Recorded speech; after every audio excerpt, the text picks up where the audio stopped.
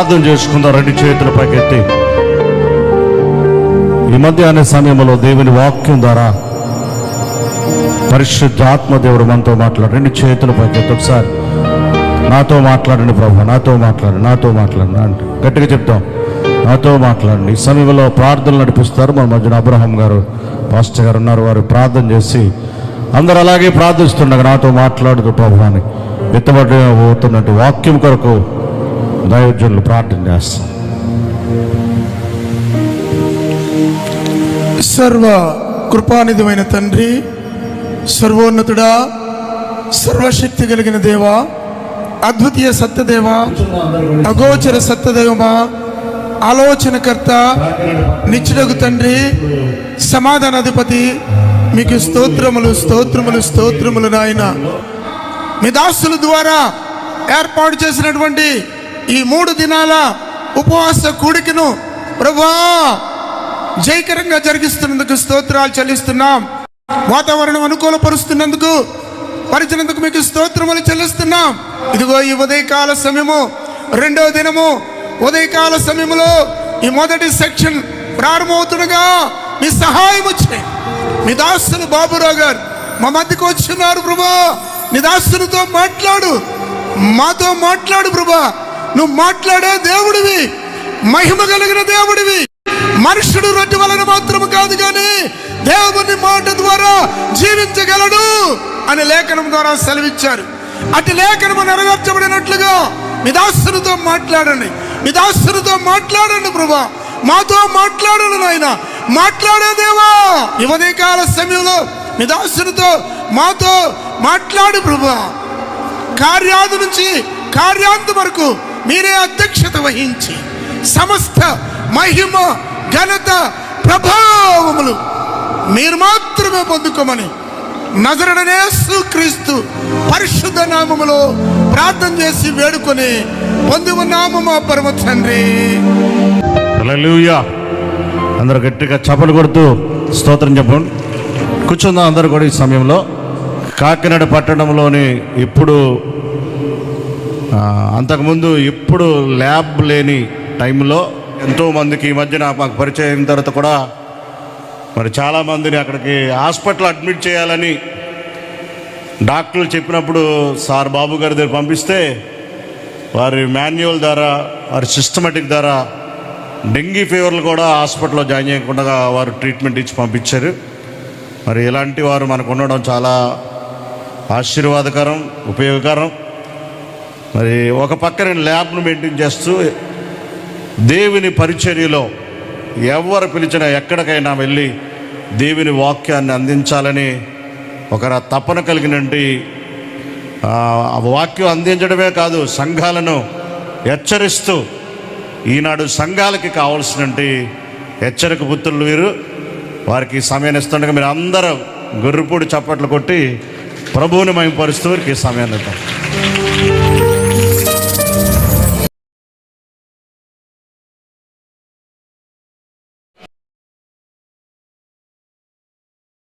ఆయన ఉద్దేశం ఏంటో తెలిసిన, నువ్వు నీకున్న ఈ చిన్న జీవితం చాలా చిన్నది. ఇక్కడిది ఈ రాత్రికాల సమయంలో ఆయన రాక సిద్ధమైతే ఆర్ యు రెడీ? నో. అసలు ఆలోచన ఉందా? చెప్పకుండా ఒకటి వచ్చి రాత్రి కాడ మనం తీసుకెళ్ళిపోద్ది అనేది గుర్తుందా?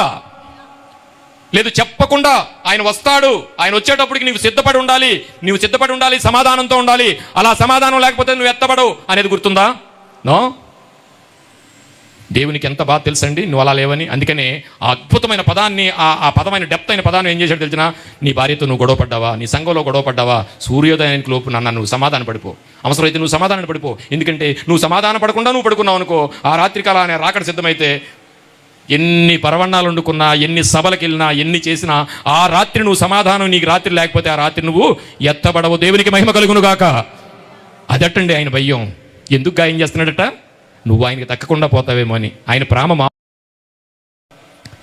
ఎన్నాడెన్నడు మారనిది నా యేసుని దివ్య ప్రేమ ఎన్నాడెన్నడు వీడనిది, నా యేసుని నిత్య ప్రేమ, ప్రేమ యేసుని ప్రేమ అది ఎవ్వరు కొలువలేనిది, నిజము దానిని నమ్ము అది భువి అందించలేనిది, ఎన్నాడెన్నడు మారనిది నా యేసుని దివ్య ప్రేమ, ఎన్నాడెన్నడు మారనిది నా యేసుని నిత్య ప్రేమ. ప్రియ దేవుని సంగమా, ఆయన ఎవరట? సర్వశక్తుడు. నిన్నేమైనా చేసేయగలడు. భూమి ఎక్కడ ఉందనుకుంటున్నారు? ఇప్పుడు స్పేస్లో ఆధారం లేకుండా ఉంది. ఆయన ఒకసారి ఇలా ఊదాడు అనుకోండి, మొత్తం అటాచ్ అయిపోద్ది.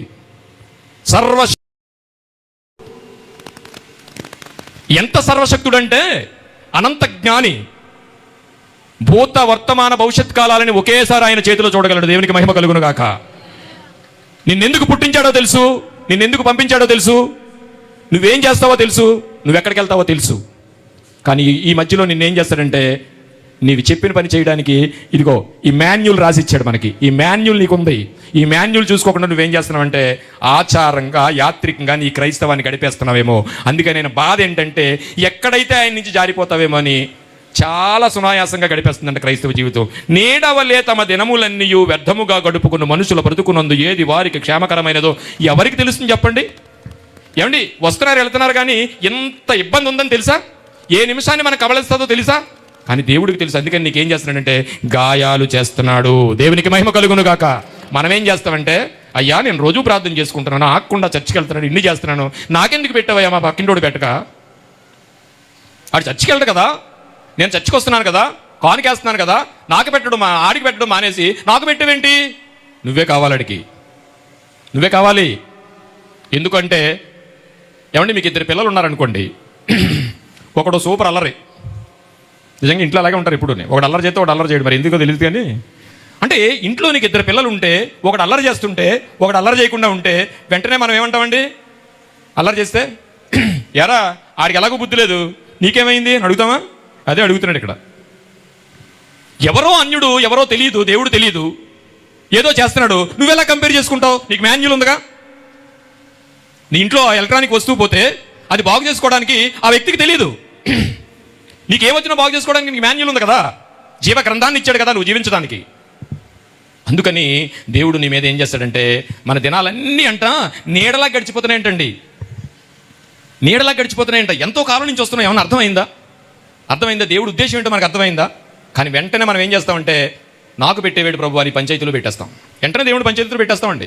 మన ఇంట్లోనే డిస్కస్ చేసుకుంటాం. ఏంటి వెంటనే భార్య అనొచ్చు నీతోని, ఏంటంటే మనం ఇన్ని చేస్తుంటే దేవుడు ఇలా చేస్తున్నాడు, మారిపోతాం ఏంటి అనుకుంటారనమాట. ఎంతమంది అలాంటి వాళ్ళు ఈ సమాజంలో వెనకొచ్చిన వాళ్ళు ఉన్నారు తెలుసండి. దేవుడు ఏంటో అర్థం కాక ఎంతోమంది వెనకొచ్చిన వాళ్ళు ఉన్నారండి. ప్రార్థన చేస్తామండి, ప్రార్థన చేసిన తర్వాత పని అవ్వదండి, వెంటనే ఏం చేస్తారు తెలిసినా, అయిపోయింది, ఇంకా అవ్వలేదు కనుక ఇంకా ఆ సండే వెళ్తాం, లేకపోతే లేదు, మొత్తం మీద అల్లా ఎక్కడికి వెళ్ళిపోతుంది. కానీ దావీదు గారు అలా చేయలేదండి. దావీదు గారు కొడుకు గురించి ప్రార్థన చేశాడు, 7 రోజులు ఉపవాసం ఉన్నాడు, అవ్వలేదు పని. దావీదు హృదయానుచారుడు కనుక ఆయనకు అర్థమైంది. వచ్చారు, అవ్వలేదా, చనిపోయాడా? ఒక్కొక్కసారి నీ ప్రార్థన చాలా గొప్పగా చేస్తావు, చాలా నిజాయితీగా చేస్తావు, చాలా నీతిగా చేస్తావు, కానీ నీ ప్రార్థన విఫలమవుద్ది. నువ్వెందుకు ప్రార్థన చేస్తున్నావు? పని అవ్వదు. దాంట్లో ఉన్న అర్థం ఏంటో తెలుసా? కానీ ఆ పని అవ్వడం దేవుని చిత్తము కాదు. దేవునికి మహిమ కలుగును గాక. నీకు జరగవలసిన విషయం అది నీకు అలా జరిగితే, నీ సొంత ఆలోచనతో నువ్వు చేస్తున్నావేమో, ఆ పని జరగలేదంటే అది దేవుని చిత్తము. దేవునికి మహిమ కలుగును గాక.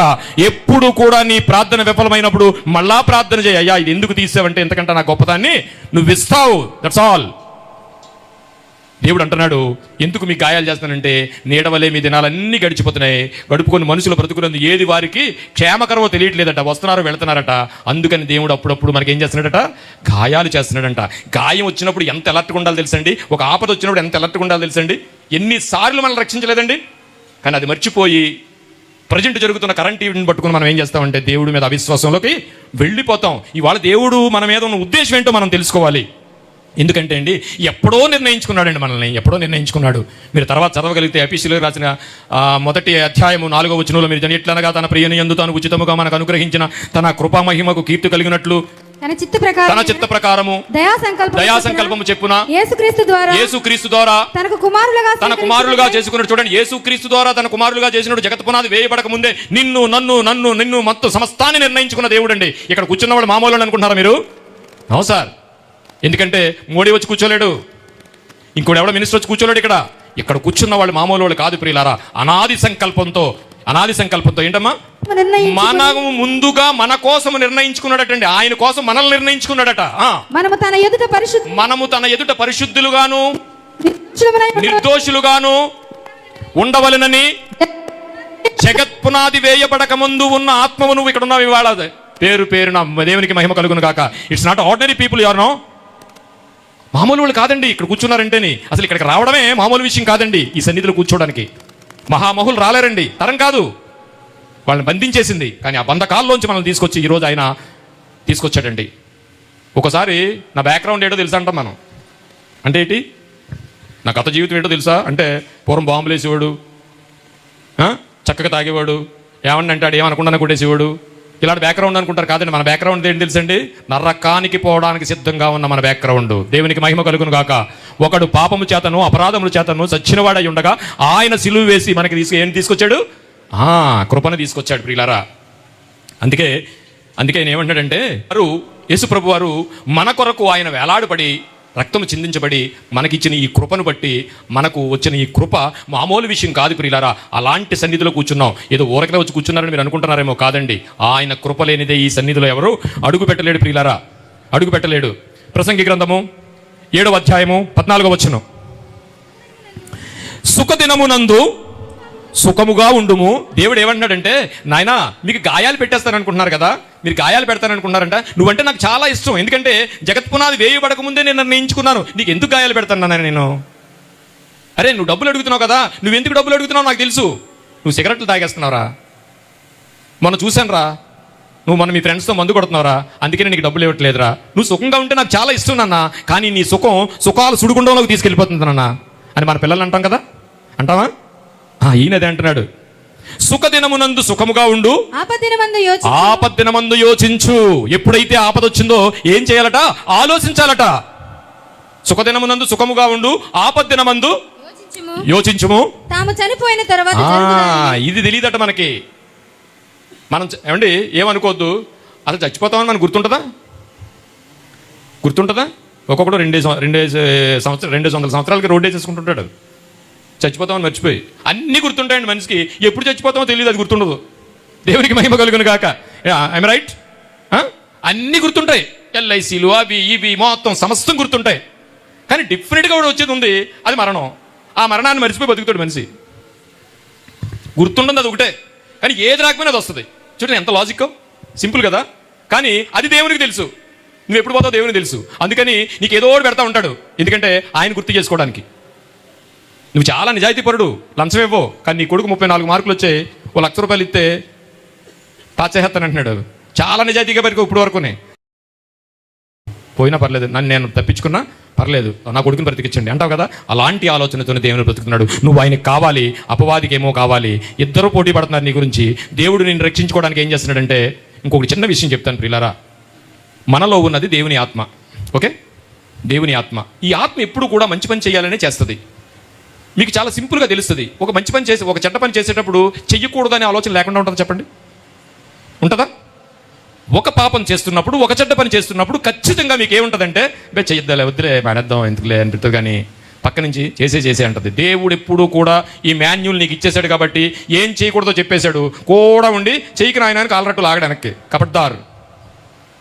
దేవుడు ఎప్పుడు పాపం చేస్తుంటే నీ కూడా వచ్చి లాగాడు, కానీ దెయ్యం మాత్రం చేసే అంటది. నీ ఆత్మ ఎప్పుడు ఎక్కడికి పోతుందంటే, ఎప్పుడు సిద్ధంగానే ఉంటుంది. ఆత్మయే జీవింపజేస్తున్నది, శరీరము కేవలం నిష్ప్రయోజనం. దానికి అన్నీ కావాలి. ఊళ్ళో ఉన్నాయి అన్నీ కావాలి. ఎలా కావాలంటే పైనుంచి కిందకి ఒకే కలర్ కావాలి, దానికి మ్యాచింగ్ కదండి. ఒప్పుకోదు లేకపోతేనే అంత అలాంటి పరిస్థితి. ఈయన ఏమంటున్నాడంటే, సుఖదినమునందు సుఖముగా ఉండు, ఆపద్దినమందు యోచించుము. తాము చనిపోయిన తరువాత జరుగు దానిని నరులు తెలియకుండా కుండునట్లు దేవుడు సుఖ దుఃఖాలను పెట్టాడు, గాయాలను పెట్టాడు. సుఖ దుఃఖాలను ఎందుకు పెట్టాడంటే, ఎందుకు పెట్టాడంటే సుఖంగా ఉండు నాయనా, నాకు అభ్యంతరం లేదు, కానీ ఈ సుఖదుఖాలు నీకు ఎందుకు పెట్టానంటే సుఖదుఖాలు లేకపోతే బ్రతుకు బండికి సుఖదుఖాలు చక్రాలు దేవుడే జతపరిచిన వరాలు. ఏమండి, అద్భుతం కదండి. దుఃఖం వచ్చిందని బాధపడుతున్నామేమో, ఈ సుఖ దుఃఖాలు బ్రతుకు బండికి మంచి చక్రాలటండి. రోజు పలావ్ తింటున్నాడు అనుకోండి, పలావ్ అంటే అందరికి ఇష్టమేనా? చాలామందికి ఇష్టం కదా, అందరికీ ఇష్టం. రోజు పలావ్ పెడితే ఏం తింటాం? ఇక నీకు ఆ పలావుకు రుచి ఉంటుందా? మనిషి సుఖాల సుడిగుండంలో కొట్టుకుపోతున్నాడండి. బ్రతుకు బండికి సుఖ దుఃఖాలే చక్రాలు, దేవుడే జత గడిపిన వరాలు. బ్రతుకు బండికి సుఖ దుఃఖాలు చక్రాలు, దేవుడే జతపరిచిన వరాలు. ఏ చక్రము లేకుండా బండి పోవునా, ఏ చక్రము లేకుండా బండి పోవునా, సుఖ దుఃఖాలు లేక బ్రతుకు సాగునా, మన బ్రతుకు సాగునా. బ్రతుకు బండికి సుఖ దుఃఖాలే చక్రాలు, దేవుడే జత కలిపిన వరాలు. ప్రియ దేవుని సంగమా, సుఖ దుఃఖాలు ఎంత అద్భుతమైన చక్రాలు మన జీవితానికంటే అండి. మనిషి, ఒక చిన్న ప్రశ్న అడుగుతాను. ఈ ప్రపంచంలో ఎన్ని సుఖాలు ఉన్నాయో మీ అందరికీ తెలుసు. సుఖము అనే దానికి ఎన్నో రకాల సుఖాలు ఉన్నాయి. మీరు లెక్కేసుకోండి, ఏ సుఖమైనా నిన్ను ఆరోగ్యవంతుని చేసే సుఖం ఒకటి చూపించండి నాకు. కొంచెం క్రిటికల్గా ఉందేమో, అర్థమైందా నా పాయింట్? ప్రపంచంలో చాలా సుఖాలు ఉన్నాయి. ఏ సుఖమైనా మనిషిని ఆరోగ్యవంతుని చేయగలదా? మనిషిని బ్రతికించగలదా? ప్రతి సుఖము కూడా మనిషిని అనారోగ్యవంతుని చేస్తుంది, నరకానికి మరణానికి తీసుకెళ్ళిపోద్ది. ఫర్ ఎగ్జాంపుల్, టైం లేదు కనుక చిన్న విషయం చెప్తాను. నాకు కొంతమంది భోజన ప్రియులు ఉంటారు చాలామంది. ఆ సుఖాన్ని తీసుకుందాం. వాళ్ళు ఇవాళ చాలా, నాకు ఒక ఫ్రెండ్ ఉన్నాడు అనమాట. ఆడు ఇవాళ అక్కడెక్కడో అన్నవరంలో మంచి పొలం ఉందనుకుంటే ఇవాళ భోజనం మనిషి అక్కడికి వెళ్ళిపోతాడు అన్నవరం. అంటే ఎంత ఇష్టం చూడండి. భోజన ప్రియులు తప్పేం లేదు, అలాగని ఏం డబ్బులు లేవంటే చక్కగా ఉన్నాయి. భోజన ప్రియుడు వారం రోజులు తినేస్తాడండి. ఏంటంటే మోషన్స్ ఏమిటి? ఫర్ ఎగ్జాంపుల్, ఒక సుఖాన్ని మీ ముందు ఉంచాను. ఏమిటి ఆ సుఖం అంటే తినే సుఖం అనుకోండి. ఇది నువ్వు రోజు డబ్బులు ఉన్నాయని తినేస్తే ఈ సుఖం నిన్ను తొందరగా చంపేస్తుందా, ఉంచుతుందా? డబ్బులు ఉన్నాయని రోజుకో బ్రాండ్ తాగుతూ ఉంటాడు ఒక ఆయన, అదో స్టైలు. అందరికంటే ముందు లివర్ పాడైపోద్ది. ఇంకా నయ్యం, కొంచెం తాగితే బాగున్నావు, ఒక స్నేహితులందరితో చాలా రోజులు తాగొచ్చు. ఈయనకు ఉన్నాయి కనుక ఎక్కువ తాగేస్తాడు. ఇంచుమించు 2-3 సంవత్సరాల్లో మందు తాగొద్దని చెప్తారు ఆయన. మందు తాగొద్దు చచ్చిపోతామని చెప్తారు మళ్ళీ నిధుటి. కానీ ఈరోజు మనిషి సుఖాల సుడిగుండంలో పడి రంగుల వలయంలో తిరుక్కుంటూ పోతాడేమని దేవుడు భయంతో నీకేం చేస్తున్నాడంటే, ఇదిగో గాయాలు పెడుతున్నాడటండి. గాయం పెట్టినంటేనే మనం ఏం చేస్తున్నాం అంటే దేవుణ్ణి పంచాయతీలో పెట్టేస్తున్నాం, అపనమ్మకంలోకి వెళ్ళిపోతున్నాం, అవిశ్వాసంలోకి వెళ్ళిపోతున్నాం, దేవుణ్ణి వదిలేస్తున్నాం. దేవునికి మహిమ కలుగును గాక. ఎందుకు గాయం చేస్తున్నావు అంటే, నాన్న నువ్వు కావాలి, నువ్వు నన్ను మర్చిపోతున్నావు, నీకు సుఖాలు ఇస్తే సుఖాలు సుడిగుండంలో ఖర్చుపోయి కొట్టుకుపోతా ఉన్నావు, అందుకని కావాలి అంటున్నాడండి దేవుడు. ఎందుకంటే వ్యాధి చేత ఒకడు మంచం ఎక్కుట వలనను, ఎముకలలో ఎడతగిన నిప్పులు కలుగుట వలన వాడు ఏముంటాడంటండి? శిక్షణ నొందుతాడంట. ఒక భక్తుడు మనం తీసుకుందామండి. అసలు ఆయనకు వస్తే, మనకొచ్చిన కష్టాలు లాంటి ఆయనకు వస్తే ఆ భక్తుడు ఏమంటున్నాడు ఒక.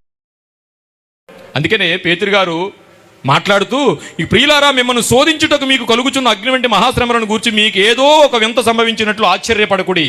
దేవుడు మనకి ఈ విషయాలను పెడతాడు. క్రీస్తు మహిమ బయటపరచినప్పుడు అవి మనకి ఎంతో అద్భుతంగా ఉంటాయి. అలా సంతోషించిన వారు ఎవరన్నా ఉన్నా అంటే, మనం ఇవాళ ఏమనుకున్నాం? ఆయన గాయం చేస్తాడు, గాయం కడతాడు. ఎందుకు కడతావంటే నువ్వు నాకు కావాలి నాయన, ఒకడు మంచం ఎక్కుట వలనను, ఎముకలలో ఎడతగిన నొప్పులు కలుగుట వలనను మీకు శిక్షణ ఉందును. ఆ శిక్ష ద్వారా మీరు ఏం చేస్తారంటే నా వైపు రావడానికి మొగ్గు చూపుతారు, అందుకని మీకు అవి చేస్తున్నాను అంటే. అలాంటి భక్తులు ఎప్పుడైనా మనం ఆయన గాయం తగిలినప్పుడు, అయ్యా ఈ గాయం నాకు ఎందుకు పెట్టావు అని మోకరించి ఎప్పుడన్నా అడిగిన దాఖలాలు ఉన్నాయా? కానీ దాన్ని వెతుక్కుంటూ మైనస్లోకి వెళ్ళిపోతాం, కానీ ప్లస్లోకి మనం రావం ప్రియులారా. అలాంటి భక్తుడు ఒక ఆయన మనం చూడగలిగితే యోబు గారు రాసిన గ్రంథము 9వ అధ్యాయం 17వ వచనం. ఆయన ఏంటండి, ఆయన ఏం చేస్తున్నాడట, ఆయన ఆలకింపక పెనుగాలి చేత నన్ను నలుగగొట్టుచున్నాడు. ఎవరటైనా ఆయన నమ్మిన దేవుడండి. ఇది చెప్పేది ఎవరో తెలుసండి, నీతిపరుడు. ఎంత నీతిపరుడు అంటే, యోబు గారి యొక్క డిగ్రీలు మనం ఒకవేళ బోర్డు రాసి పెడితే ఒక A4 షీట్ ఉంటుంది. బహుశా నాకు తెలిసి ఆయనకున్న డిగ్రీల్లో ఒక డిగ్రీ కూడా మనకు ఉండదు. ఆయన ఎవరట, ఊజు దేశంలో ఉన్న ఆయన భక్తుడు, నీతిపరుడు, యథార్థవంతుడు. ఇలా డిగ్రీలు చాలా ఉన్నాయి ఆయనకి. అయితే అన్ని డిగ్రీలు ఉన్న ఆయన ఏమంటున్నాడు దేవుణ్ణి చూడండి ఒకసారి, మనకు తెలియాలి ఇవాళ. యోబు గ్రంథము 9వ అధ్యాయం 17వ వచనం. ఆయన ఆలకింపక, ఎవరట, దేవుడట. ఈయన ప్రార్థన ఆలకించట్లేదట. పెనుగాలి చేత నన్ను నలగొట్టుచున్నాడు. ఏంటి యోబు గారు మంచోడా చెడ్డోడా? సింపుల్గా పాయింట్కి వచ్చేద్దాం. మంచోడే కదా, మంచోడే. ఆయన కలిగిన బాధ గురించి యోబు గారు విట్నెస్ ఇస్తున్నారు చూడండి. అంటే ఒక్క నిమిషం మనం ఉదయం ప్రార్థన చేస్తే సాయంత్రానికి అయిపోవాలి. సాయంత్రానికి అవ్వకపోతే మళ్ళీ రేపు ప్రార్థన చెయ్యం. సమాజంలో ఉన్న ప్రేమలు కూడా అలాగే ఉన్నాయి. ఇప్పుడు ఉదయం వస్తాడు, ఏదో ప్రేమింతానంటాడు, మధ్యాహ్నం వస్తాడు, గొలప్పు వెత్తాడు, సాయంత్రం వస్తాడు, అడుగుతాడు, కాదు రేపు పొద్దున యాసిడ్డే. అలా అయిపోయింది మన ప్రార్థన కూడా. ఏమంటున్నాడంటే భక్తుడైన యోబు, నీతిగల యోబు, దేవుడిని అర్థం చేసుకున్న యోబు, దేవుడు ఉద్దేశం ఏంటో, నా మీద ఏముందో, ఎంత ఉన్నతుడో అని తెలుసుకున్న యోబు గారు ఆయన కలిగిన బాధ గురించి ఒక విట్నెస్ ఇస్తున్నాడు చూడండి. ఆయన ఆలకింపక పెనుగాలి చేత నన్ను నలగొట్టుచున్నాడు, నిర్నిమిత్తముగా నా గాయములను విస్తరింపచేయుచున్నాడు. ఏంటండి ఆయన గాయాలేంటండి? యోబు గారు పడుతున్న బాధ ఏంటి చూసారా మీరు? యోబు గారు నీతిమంతుడై ఉండి ఆయన కలిగిన బాధల గురించి దేవుణ్ణి విమర్శించట్లేదు. ఈరోజు మనకు వస్తే ఎలా ఉన్నావా? నెక్స్ట్ చూడమ్మా, ఆయన ఎలాంటి వాడో చదవాలనుకుంటే యోబు గ్రంథం 1:1 అక్కర్లొద్దు. యోబు గ్రంథము 34వ అధ్యాయం 6వ వచనం. యోబు గ్రంథము 34వ అధ్యాయం 6వ వచనం. న్యాయవంతుడనయ్యుండియు నేను అబద్ధికునిగా ఎంచబడుచున్నాను. అదేంటది? ఆయనకు వచ్చిన బాధలు ఎలాంటివటండి? ఆయన న్యాయవంతుడట, కానీ అబద్ధికుడుగా ఆ స్నేహితులు చూస్తున్నారంట అతన్ని. అబద్ధికులుగా ఎలా చూస్తున్నారండి? ఆయన స్నేహితులు చూస్తున్నారట. ఆయనకు వచ్చిన బాధ మామూలు బాధ కాదు. పిల్లలు చనిపోయారు, భార్య వదిలేసింది, భార్య వెళ్ళిపోయింది, భార్య లేదు, ఎవ్వరు లేరు, ధనం ఉండేది పోయింది, ఒక భయంకరమైన వ్యాధి వచ్చింది అతనికి. ఆ వ్యాధిలో హైచింగ్ వచ్చే దానికి ఆయన దాన్ని గోల్డ్ కూడా చాలట్లేదు, ఒక పెంకులు పెట్టి గీసుకుంటున్నాడట. అదేంటంటే ఆయన జబ్బు ఏంటంటే, మీకు తెలుసో లేదో చెప్తున్నాను. ఎనాలిసిస్ ప్రకారంగా వైద్యులు లేకపోతే బైబిల్ పండితులు దాన్ని చేసిందంటే సోరియాసిస్ అంటారండి. యోబు గారికి వచ్చిన డిసీజ్ ఏంటంటే సోరియాసిస్ అని పూర్వం ఉండేది, ఇప్పుడు ఉండట్లేదు. ఇప్పుడు ఉంది, కానీ మందుల వల్ల అవి కొంచెం పక్కగా మరుగైపోయింది. సోరియాసిస్ ఎంత డేంజర్ అంటే, చాలామంది బ్యాంక్ ఆఫీసర్స్ నాకు తెలిసిన వాళ్ళు ఉండరు పూర్వకాలం, వాళ్ళు సోరియాసిస్ ఉండేది. నైట్ బాగానే ఉంటుందండి, ఉదయం వచ్చేటప్పుడు కురుపులు వచ్చేస్తాయి. ఆఫీస్కి వెళ్ళకుండా సెలవు పెట్టేసేవారు. నాకు తెలిసి 2-3 బ్యాంక్ ఆఫీసర్స్ ఒక 20 సంవత్సరాల క్రితం నాకు తెలిసి వాళ్ళు బ్యాంకులో సెలవు బ్యాంకులో ఉద్యోగం రిజైన్ చేసేసి బ్రాంతి షాపులు పెట్టుకున్నారు. ఎందుకంటే ఒక క్యాబిన్ కట్టుకుని అందులో కూర్చుంటే కాలం వెళ్ళిపోతుంది కదా అనేసి. సో యోబు గారికి వచ్చిన అంత బాధని ఎలా మాట్లాడుతున్నాడో మీకు అర్థం అవ్వాలి. ఇవాళ ఎంత గాయం చేస్తే ఆయనకు వచ్చిన బాధలకు యోబు గారు మాట్లాడుతున్న మాట ఏంటంటే, ఒకసారి ఆయన ఏంటో కూడా చూసేద్దామా. ఊజు దేశమందు యోబు అని ఒక మనుషుడుండెను, అతడు యథార్థవంతుడు, నెంబర్ 1, న్యాయవంతుడునై దేవుని యందు భయభక్తులు కలిగి చెడుతనము విసర్జించిన వాడు. ఏమంటున్నాడు చూడండి, ఏమంటున్నాడట? న్యాయవంతుడునయ్యుండి నేను అబద్ధికునుగా ఎంచబడుచున్నాను. పూర్వకాలంలో అండి అద్వైత మతం అని ఉండేది మనకి. ఒక వ్యక్తికి, ఇప్పుడు మనం కూడా ఉంది, మనకు రాదు, మనకేమీ రాదు, పక్కడికి వెంటనే వచ్చినట్టే ఆడు సరైనడు కాదు, అప్పుడు అలా చేసాడు కనుక ఇలాగొచ్చిందన్న తప్పది. దేవుడు ఎవడికి ఎప్పుడు ఎందుకు పెడతాడో తెలియదు, అంతకంటే ఎక్కువ మనకు వచ్చేస్తుంది. మన అందరం ఎలాంటి వాళ్ళు అంటే, ఏమనుకోద్దు, కొన్ని వాడేస్తూ ఉంటాను పదాలు, తర్వాత మళ్ళీ నన్ను తిట్టుకోకండి. దూలం ఉంటుంది మన కంట్లో. ఏముంటుందండి? దూలం ఉంటుంది. కానీ నీ కంట్లో చిన్న నలకుందరా అంటాం మనం వెళ్ళి. నో, వద్దండి. అలా నలకగాని చూడగలుగుతుంటే మనం ఇక్కడ ఉండం.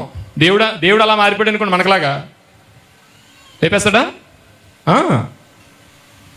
నా లాగా మనిషిలాగా కానీ దేవుడు ఉండుంటే సాయంత్రానికి ఉండం.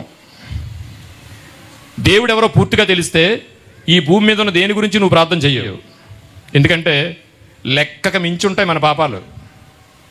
నీ జీవితాంతం ప్రార్థన చేసిన సరే దానికి లెక్క తీరదు. కనుక దేవుడు పిల్లలరా, ఏ మనిషిలోనున్న నలుసుని కూడా నువ్వు ఎప్పుడు చూడకు, ఎందుకంటే నీ కంటిలో దూలం ఉంది. అందుకని న్యాయవంతుడని నుండి నేను అబద్ధికునిగా ఎంచబడుచున్నాను, తిరుగుబాటు చేయకపోయినను నాకు మానజాలని గాయాలు వచ్చాయి. ఏంటయ్యా యోబు గారు ఎంత ఓపిక మీకు? ఎందుకు ఇలా వచ్చాయి? ఎందుకు ఎంత ఓపిక ఏంటి నీకు దేవుడిని? ఎందుకయ్యా అలా ఉంటావు? ఆ దేవుడు ఎవరో ఆయన్ని శుభ్రంగా 4 బూతులు తిట్టేసి చచ్చిపో అందా ఆవిడ? అంద కదా.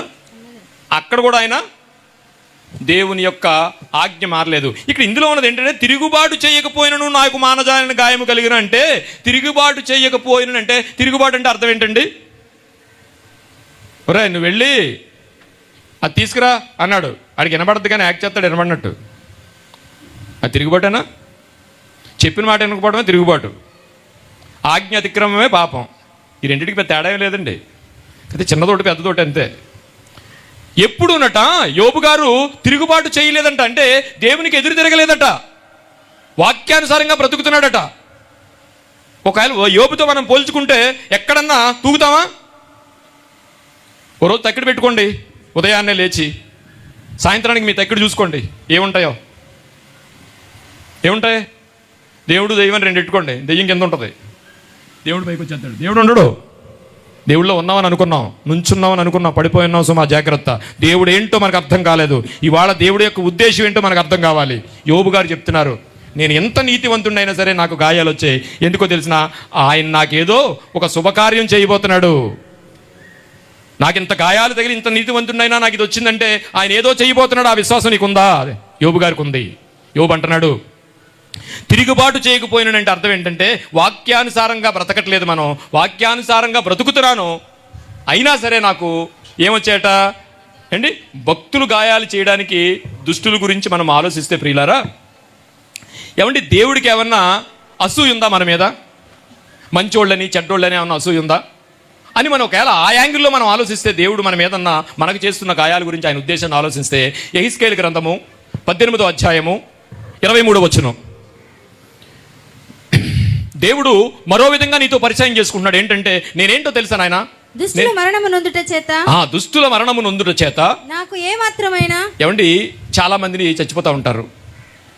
దుష్టులు మరణం పొందితేనే దేవుడికి సంతోషం కాదట. నువ్వు దేవుడిని నమ్ముకున్నారు, దేవుడిని నమ్ముకున్న వాళ్ళ గురించి పక్కనెట్టేసండి. ఏ దుష్టుడు కూడా చనిపోవడం దేవునికి ఇష్టం కాదట. దుష్టులు మరణము నొందుట చేత నాకేమాత్రమైన సంతోషము కలుగునా? వారు ఎందుకు గాయాలు చేస్తున్నానంటే, ఆ గాయాలు చేసినప్పుడు నువ్వు ఆలోచించట్లేదు, ఎందుకు నేను గాయాలు చేసినట్టే. ఇంకోటి ఏంటంటే, నేనే చేస్తున్నాను గాయం. నీకు మన జాండీస్ పెట్టాను కదా నేనే, మొన్న నీకు యాక్సిడెంట్ అయింది కదా నేనే. అంటే మీ క్లారిఫికేషన్ ఇస్తాను, నేనే అంటే మనకు జరిగేవన్నీ ఆయన చేసేస్తున్నాడని అనుకోకండి. స్వయం అపరాధాలు ఎక్కువ ఉంటాయి, మనంతటా మనం తెచ్చుకునే గాయాలు కూడా చాలా ఉంటాయి. ఒక కోణంలో నేను మాట్లాడుతున్నాను, మీరు అక్కడ ఆగి ఆలోచించండి. దేవుడు ఎందుకు గాయాలు చేస్తాడనే దేవుడు చేసే గాయాల గురించి నేను మాట్లాడుతున్నాను. యోబు గారిని ఏం చేశాడండి? పోనీ ఫర్ ఎగ్జాంపుల్, ఎందుకు దేవుడు గాయాలు చేస్తాడని మీకు అనుమానం వస్తే మనకి రెఫరెన్స్కి వెళ్తే, దేవుడు ఏం చేశాడు? ఒక మంచి వ్యక్తిగా యోబుని ఈ ప్రపంచానికి చూపించాలనుకున్నాడు. అబ్రహాము గారిని ఒక విశ్వాసులకు తండ్రిగా ఈ ప్రపంచానికి పరిచయం చేయాలనుకున్నాడు. ఎన్ని కష్టాలు పెట్టాడండి? అందులో నువ్వు ఉన్నావేమో. దేవుడు చేసిన గాయంలో నువ్వు ఆయన పాత్రగా వాడుకుంటున్నాడేమో, నీ గురించి ఆయన చెప్పాలనుకుంటున్నాడేమో, నీ పక్కోడికి మారడానికి నిన్నేమన్నా గాయం పెట్టాడేమో. అందుకే ఏమన్నాడు ఆయన? గాయం వచ్చినప్పుడట ఆలోచించమన్నాడు. ఆలోచించాలండి గాయం వచ్చినప్పుడు. ఏమండి, దుష్టుల మరణమునందుట చేత నాకేమాత్రమైన సంతోషము కలుగునా? వారు తమ ప్రవర్తనను దిద్దుకొని బ్రతుకుటయే నాకు సంతోషము. దేవుడికి ఏం సంతోషం అండి? ఆపద వచ్చినప్పుడు, గాయం వచ్చినప్పుడు ఆ గాయం గురించి ఆలోచించి అతను పెట్టుకోవడమే. దుష్టుడు చచ్చిపోవుట, దుష్టుడు మరణించుట, దుష్టుడికి గాయాలు చేయుట దేవుడికి ఏమాత్రము ఆయనకి సంతోషం కాదు. ఎందుకంటే, విజ్ఞానము గల మనసులారా నా మాట ఆలకించుడు, దేవుడు అన్యాయం చేయుట అసంభవము. తర్వాత సామెతల గ్రంథము 27వ అధ్యాయము 6వ వచనం. సామెతల గ్రంథము 27వ అధ్యాయం 6వ వచనం, మేలు కోరి స్నేహితుడు. మేలు ఇక్కడ దేవుడు ఒక దుష్టుడు లేకపోతే ఒక చెడ్డవాడు చనిపోవుడు కానీ దేవుడికి ఇష్టం లేదు. ఎందుకంటే ఆయన నిర్ణయించుకున్నాడు. ఇంకొకటి కూడా మనలో ఉన్న ఒక విషయం పోవాలి. ఎందుకంటే నేను క్రైస్తవుడిని, దేవుడు ఇంకా నమ్ముకోలేదు, వాడిని దేవుడు చూడడానికి అనుకుంటున్నారేమో మీరు. నమ్ముకున్న వాడికంటే నమ్ముకోలేని మీద దేవుడు కాన్సన్ట్రేషన్ ఎక్కువ ఉంటుంది. మీ ఇంట్లో పిల్లలు కూడా మంచివాడి కంటే చెడ్డవాడి మీద ఎక్కువ ఆలోచన ఉంటుంది మనకి. అలాగే మేలు కోరి స్నేహితుడు, ఎందుకంటే ఆయన ఇలా పరిచయం చేసుకున్నాడంటే, నాయన నేను ఎంత మంచివాడిని తెలిసిన, మేలు కోరే స్నేహితుడు ఏం చేస్తాడటండి? గాయములు చెయ్యును. చాలా ఇంపార్టెంట్ ఇది. ఒక ఇద్దరు స్నేహితులు ఉన్నారనుకోండి, ఓ 3-4 స్నేహితులు ఉన్నారు. వీడు సిగరెట్ కాలుతాడు కొత్తగా, ఓ ఫోటో తెస్తాడు, ఆడికి తీసి మహేష్ బాబులో ఉన్నారని అంటాడు చూపించి. ఇంకంతే, వీడు రకరకాల యాంగిల్లో సిగరెట్లు కాల్చేస్తూ ఉంటాడు. వీడు సిగరెట్ కాల్చినండి ఏం చేయాలండి? ఏం చేయాలి? ఒక మంచి స్నేహితుడు ఏం చేయాలి? వెళ్ళి నా నాన్నకే కంప్లైంట్ ఇవ్వాలి, అంతేనా? లేదు, ఫోటో తీసి సూపర్గా ఉన్నారు నువ్వు అంటే ఇంకాడు సిగరెట్లు మాండవు. మేలు నువ్వు కోరు స్నేహితుడు గాయములు చెయ్యును. దేవుడు ఎలా అంటాడు? ఎందుకు గాయాలు చేస్తున్నాడంట? నాన్న నీ మేలు కావాలి నాకు. మేలు స్నేహితుడు గాయములు చెయ్యును, పగవాడు లెక్కలేనన్ని ముద్దులు పెట్టును. మంచి స్నేహితుడు ఏం చేస్తాడు తెలిసిన వెంటనే వాళ్ళ నాన్నకు చెప్తాడు, ఏమండి మీ అబ్బాయి సిగరెట్లు కాలుస్తున్నాడు అని చెప్తాడు. మంచివాడు అయితేనే. చెడ్డవాడు ఏం చేస్తాడు? ఇక ఇలా చేస్తాడు. దేవుడు ఎలా అంటాడంటే, ఒక స్నేహితుడిగా కూడా నిన్ను పరిచయం చేసుకుంటున్నాడు, ఒక మంచి స్నేహితుడిగా నీకు పరిచయం చేసుకుంటున్నాడు. ఆయన ఏం చేస్తాడంట, నువ్వు ఎక్కడైతే అపవాదికి దొరికేస్తావేమని నువ్వు నన్ను వదిలేసి వెళ్ళిపోతావు నాన్న, అందుకని ఏం చేస్తాడంటే దేవుడు గాయాలు చేస్తున్నాడు. ప్రతి గాయం వెనక దేవుడు ఉన్నాడనే ఆలోచనలోకి మనం వెళ్ళి వెంటనే నువ్వు మోకరించి ఏం చేయాలంటే ప్రార్థన చేసి, అయ్యా నాకు ఆ గాయం ఎందుకు పెట్టావో చెప్పు, తర్వాత డాక్టర్కి ఫోన్ చేద్ది. కానీ నీ బాధ వచ్చినప్పుడు ముందు దేవుడిని అడుగు, తర్వాత మీ అన్నయ్యకి చెప్పింది కానీ, మీ తండ్రికి చెప్తుంది కానీ, నీ భార్య చెప్పింది కానీ. ఇకపోతే పౌలు గారి గురించి మనం ఆలోచిస్తానండి. పౌలు గారు ఒక అద్భుతమైన భక్తుడు. అలాంటి భక్తుడికి ఎన్ని విషయాలు వచ్చాయంటండి, అనేకమైన విషయాలు వచ్చాయి. ఈ దేవుడు ఎందుకు గాయాలు చేస్తున్నాడు అనేది కీర్తనాకారుడు ఒక మంచి విషయాన్ని రాశాడండి. కీర్తనల గ్రంథము 147వ అధ్యాయము, కీర్తనల గ్రంథము 47వ అధ్యాయము 3వ వచనం. దేవుడు ఎలాంటివాడంట, గుండు చెదరిన వారిని ఆయన బాగు చేయువాడు. గుండె చెదరిన వారిని ఆయన బాగు చేయువాడు. అలాంటి ఆయన బాధపడుతూ ఒక అద్భుతమైన కీర్తనని ఆయన రాశాడండి. కీర్తనల గ్రంథము 38వ అధ్యాయము 5వ వచనంలో, నా మూర్ఖత వలన కలిగిన నా గాయములు అంటున్నాడండి. అంటే ఇది దేవుడు చేశాడు, దేవుడు చేస్తున్నాడని చెప్పుకున్నాం మనం ఇంతవరకుని. కానీ మన స్వయంకృత అపరాధం కూడా మనకు ఉంటుంది ప్రియులారా. అందుకనే కీర్తనాకారుడు నా మూర్ఖత వలన కలిగిన గాయములు, మన స్వయం అపరాధం వల్ల ఎన్నో విషయాలు చేసుకుంటాం, ఎన్నో అప్పులు పాలైపోతుంటాం, తప్పుడు పెళ్ళిళ్ళు చేస్తూ ఉంటాం, తప్పుడు ఆలోచనలోకి వెళ్తూ ఉంటాం. మొన్న ఎక్కడో మాట్లాడాను నేను. ఇప్పుడు ఇక్కడ క్రైస్తవ పిల్లలు ఉన్నారు. ఈ క్రైస్తవ పిల్లలు యవనస్తులు. ఈ యవనస్తుడు ఒక యవనస్తురాలు వెళ్ళి ఎంత క్రైస్తవంలో బ్రతుకుతుంది, ఎంత క్రైస్తవమైన కుటుంబం, చక్కటి దైవజనుడు, ఎన్నో విషయాల్లో మీకు అందరికీ తోడ్పాటుగా ఉంటారు, మీరు అందరూ కలిసి ఉన్నారు. సడన్గా ఈ అమ్మాయి ఏం చేస్తుందో తెలిసినండి, ఒక హిందువుని పెళ్లి చేసుకుని బొట్టెట్టేసి దాంట్లోసి తీసుకొచ్చేది ఇంటికి. ఏమండి ఏంటి పరిస్థితి? నా మూర్ఖత వలన ఇలాంటి స్వయంకృత అపరాధాలు ఉంటాయండి. యేసుప్రభు వారు సమాధానాన్ని ఇచ్చాడని అనుకోకండి. సమాధానాన్ని ఇవ్వడానికి కదా ఆయన వస్తా. ఇంట్లో తల్లికి, పిల్లకి, అన్నకి, తమ్ముడికి అందరు గొడవ పెట్టడానికి వచ్చాడట. ఎక్కడో అంటాడు ఆయన లోకా సువార్తలో, నేను సమాధానాన్ని ఇవ్వడానికి వచ్చానని మీరు అనుకోకండి, ఎందుకంటే నేను మీకు అగ్ని వేయవచ్చి తిని. ఇగో ఇలాంటివి అనమాట. ఏంటి? మనకు కలిగే కొన్ని గాయాలు కూడా మనం స్వయంకృత అపరాధాలు. అందుకని ఇక్కడ దావీదు గారు ఏమంటే, నా మూర్ఖత వలన కలిగిన గాయములు, అది అండర్లైన్ చేసుకోండి, 38వ అధ్యాయం 5వ వచనం కీర్తనలు. నా మూర్ఖత వలన కలిగిన గాయములు అనగా దుర్వాసన గలవై స్రవించుచున్నవి. అయ్యా నేను చేసిన తప్పులు కొన్ని ఉన్నాయ్యా, దానివల్ల కూడా నాకు గాయాలు వచ్చాయి, మానట్లేదు. నా మూర్ఖత వలన కలిగిన నా గాయములు దుర్వాసన గలవై స్రవించుచున్నది. ఆయన శిక్షించేవాడే కానీ శిక్షణ శిక్షణ ఇచ్చేవాడే కానీ శిక్షణ చేసేవాడు కాదు ప్రియులారా. దేవుడు కీడు విషయమై శోధింపనేరడు, ఆయన ఎవరిని శోధింపడు కనుక ఎవడును ఆయన బడుతున్నానని అనకూడదు. ఇవాళ మనం ఏం తెలుసుకోవాలంటే, శోధన వచ్చినప్పుడు దేవుడే నన్ను శోధించినాడని దేవుడిని ఎప్పుడు పంచాయతీలో మనం పెట్టకూడదు. ఒక్క వాక్యాన్ని చదువుకుని మనం ముగించుకుందాం. పౌలు గారు మీకు అందరికీ తెలుసు. పౌలు గారి విషయం వచ్చేటప్పటికండి, ఆయన పడ్డ బాధలండి, ఆయన పడ్డ శ్రమలండి, ఒక A4 షీట్ రాస్తే 2-3 షీట్లు ఉంటాయండి. ఎన్ని బాధలు పడి ఆయన మాట్లాడుతున్న బాధ ఏంటంటే, ఆయన ఏమంటున్నాడంటే, కొరింథీయులకు రాసిన 2వ పత్రిక 1వ అధ్యాయము 4వ వచనం,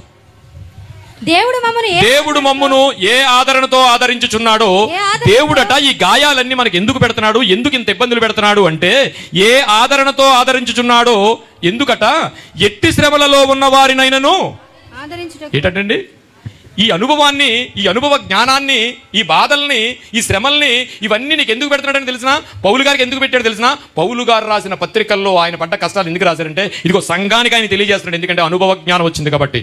ఈ రోజు నీకు నాకు ఎందుకు గాయాలు ఆయన చేయాల్సి వస్తుందంటే, ఒకటి, నువ్వు పరలోకం వెళ్ళడానికి రెడీగా ఉండాలి. ఎప్పుడైతే అపవాది దొరుకుతావో అపవాది వైపు పోతావని ఒక బాధ. రెండవది ఏంటంటే, నీకు అనుభవ జ్ఞానం రావాలి. అందుకని దేవుడు మమ్మును ఏ ఆదరణతో ఆదరించుచున్నాడో ఆ ఆదరణతో ఎట్టి శ్రమలో ఉన్న వారినైనను ఆదరించుటకు శక్తి గలవారగునట్లు దేవునికి మహిమ కలుగును గాక. ఇది అర్థమైందండి మీకు? చిన్న ఉదాహరణ చెప్తాను మీకు. అక్క ప్రెగ్నెన్సీతో ఉంది, హాస్పిటల్లో జాయిన్ చేశారు. చెల్లి దగ్గర ఉంది, నొప్పులు పడుతుంది అక్క అర్ధరాత్రి కాడ. చెల్లి వచ్చి అంటుంది, అక్క ఓర్చుకో, అక్క ఓర్చుకో, ఏంటి ఎలా ఇడిసేస్తావేటి, ఓర్చుకో అంటుంది.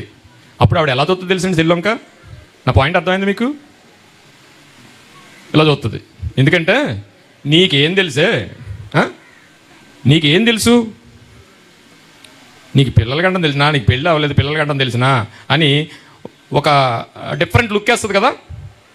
అది చాలు, ఇంక దాంట్లో చాలా డైలాగులు ఉంటాయి, మనం చెప్పక్కర్లేదు. ఈ పాయింట్ అర్థమైతే, అదే ఒక 2 కాన్పులు కలిగిన ఒక తల్లిని కానీ అక్కడ పెడితే ఆవిడ ఏమన్నా అంటదా?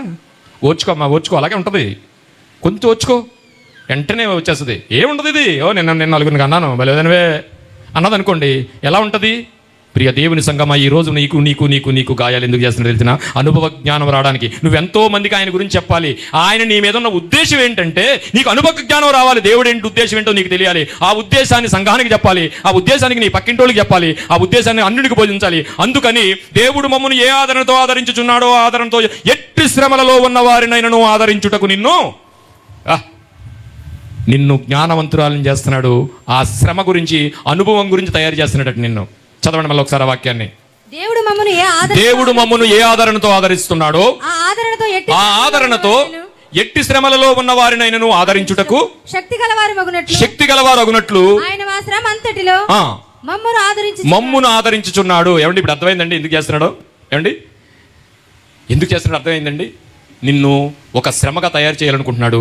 ఎందుకంటే ఎందుకు తయారు చేస్తున్నాడంటే, నిన్ను ఇదిగో శక్తి గలవారగినట్లు, ప్రతి ఆపదలోని ప్రతి గాయంలోని నిన్ను ఏం చేయాలంటే, నువ్వు ఏదో ఈ 4 గోడల మీద కూర్చుని వెళ్ళిపోవడానికి కాదు, నువ్వు స్వార్థ చెయ్యాలి, ఒక వ్యక్తికి చెప్పాలి. ఆ చెప్పాలనుకున్నప్పుడు నీకేముండాలి? ఒక పరీక్ష రాసినోడు పరీక్ష గురించి మాట్లాడగలడు, అంతేగాని పరీక్ష రాయనోడు పరీక్ష రాసి గురించి మాట్లాడగలదా? కనిన తల్లి చెప్పగలదు ఎలా కనాలో ఎలా ఓదార్చాలో. అలాంటి శక్తినికి ఇవ్వడానికి అనేక విషయాలు దేవుడు నిన్ను గాయం చేస్తున్నాడు. ఒక అద్భుతమైన మాటను చదువుకుందాం. ఈ విషయాన్ని మనం ఎప్పుడు కూడా హృదయంలో ఉంచుకోవాలి. సామెతల గ్రంథము 20వ అధ్యాయము 30వ వచనం. సామెతల గ్రంథము. గాయములు చేయు దెబ్బలు. ఏమండి, మనిషి కట గాయము చేయు దెబ్బలు అంటే, గాయం ఏంటండి దెబ్బలు ఏంటండి అంటారా? దెబ్బలకి గాయాలకి చాలా తేడా ఉందండి. దెబ్బకి మందితే తగ్గిపోద్దండి, తగ్గిపోద్ది కదా. మరి గాయం అంటే ఏంటి? భౌతికమైన గాయం గురించి నేను మాట్లాడతా లేదు.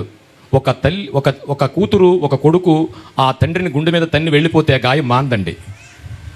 ఒక భర్త భార్యని గుండె మీద తన్నేసి వెళ్ళిపోతే ఆ గాయం మాందండి. గాయం అవ్వదు, కానీ ఆ గాయం మాందు. అలాంటి గాయాలు చాలామందికి ఉంటాయి, ఆ అనుభవాలు ఉంటాయి. ఒక విషయంలో, ఎన్నో విషయాల్లో మనకు అలాంటి గాయాలు ఉంటాయి. గాయము చేయు దెబ్బలు, దేవుడు నీకు ఇచ్చే అనుభవ జ్ఞానానికి సంబంధించిన చేస్తున్న గాయాలు, గాయము చేయు దెబ్బలు అంతరంగములో జొచ్చి ఎక్కడికి వెళ్తాయటండి? అంటే నువ్వేం ఆలోచించాలంటే, దేవుడు నీకు చేసిన ప్రతి గాయాన్ని, అయ్యా ఇది నాకు ఎందుకు చేసావు, నేను సరిగా లేనా, ఏం చెప్పాలనుకుంటున్నావు నాతో అని దేవుడితో మీరు ప్రత్యక్షంగా మాట్లాడొచ్చు. ఇది ఆచారం కాదు, యాత్రికం కాదు క్రైస్తవం అంటే. దేవునితో ముఖాముఖి నువ్వు మాట్లాడడానికి దేవుడు సమస్త మాన్యుల్ని నీ చేతికి ఇచ్చాడు. అదే పరిశుద్ధ గ్రంథము, అదే జీవ గ్రంథము. ప్రియులారా, ఆఖరిగా మనం హృదయాల్లో ఉంచుకోవాల్సిన మాట ఏంటంటే, గాయము చేయు దెబ్బలు అంతరంగములో జొచ్చి చెడుతనమును తొలగించును. ఎలా తొలగిస్తాయి? ఎలా తొలగిస్తాయండి? హెబ్రీ పత్రిక 4వ అధ్యాయము 12వ వచనం. హెబ్రీ పత్రిక 4వ అధ్యాయం 12వ వచనం. త్వరగా. వాక్యము సజీవమై. ఏమండి, ఇక్కడ జాతిగా ఆలోచించండి. గాయము చేయు దెబ్బలు అంతరంగంలో వచ్చి చెడుతనమును తొలగించును. ఏమండి, చెడుతనాన్ని తొలగించడానికి ఒక నెక్సలైట్ కానివ్వండి, ఒక తాగుబోతు కానివ్వండి, ఒక తిరుగుబోతు కానివ్వండి, ఒక డ్రగ్ ఎడిక్ట్ కానివ్వండి, ఒక చెడు అలవాట్లు ఉన్న మనిషిని కానివ్వండి, ఏమండి పోలీస్ స్టేషన్లు ఏమైనా మార్చగలుగుతున్నాయా? తల్లిదండ్రులు ఏమైనా మార్చగలుగుతున్నారా? లేదండి.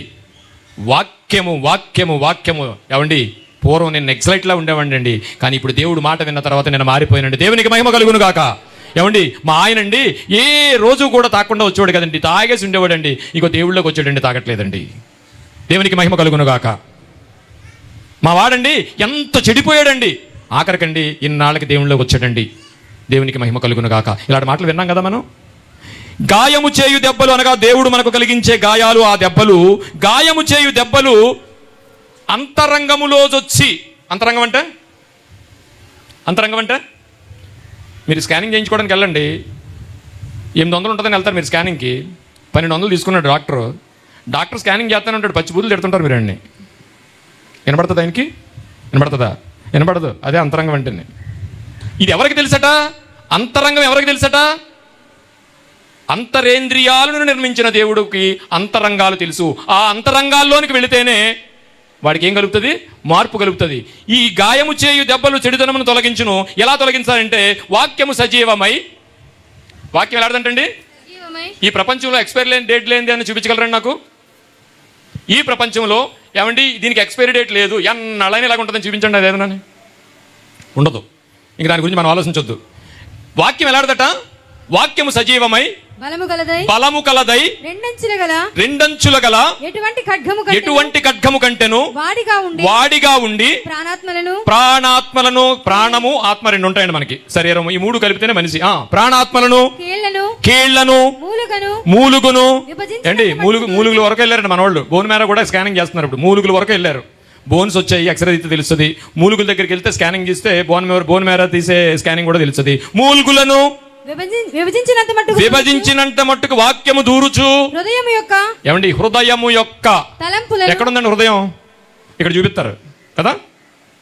దీని గురించి చదువుకున్న ఆయన కూడా ఇక్కడ చూపిస్తాడు హృదయాన్ని. హృదయం పార్ట్ కాదండి, హృదయం అవయవం కాదండి. ఇట్స్ నాట్ ఇన్నర్ పార్ట్, అది ఒక ఆత్మీయ స్థలం. అది దేవుడు మనకిచ్చిన అద్భుతమైన ఒక స్థలం. అది హృదయములోనికి జొచ్చి తలంపులను చూడండి. వాక్యం ఎలాంటే తలంపులను, ఆలోచనలను శోధించుచున్నది.